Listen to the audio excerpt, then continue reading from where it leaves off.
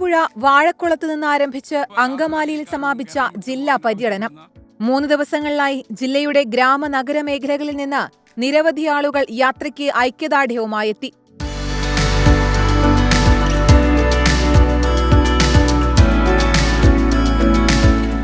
ഇന്ന് രാവിലെ തൃപ്പൂണിത്തുറയിൽ നിന്ന് ആരംഭിച്ച പര്യടനം വൈകിട്ട് അങ്കമാലിയിൽ സമാപിച്ചു.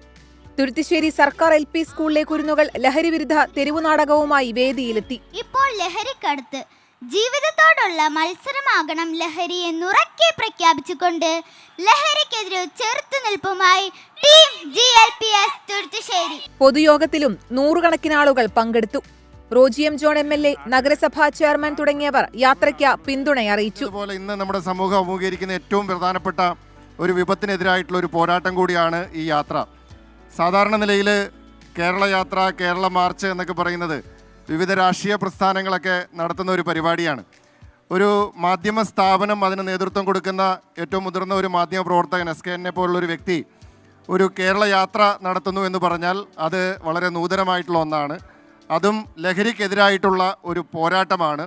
ഈ പോരാട്ടത്തിൽ നമ്മളെല്ലാവരും ഒറ്റക്കെട്ടായി നിന്നുകൊണ്ട് നമുക്ക് ഈ ലഹരി എന്ന മഹാവിപത്തിനെ പ്രതിരോധിക്കേണ്ടതായിട്ടുണ്ട്. നാളെ കൊരട്ടിയിൽ നിന്ന് കേരള യാത്രയുടെ തൃശൂർ ജില്ലാ പര്യടനം ആരംഭിക്കും.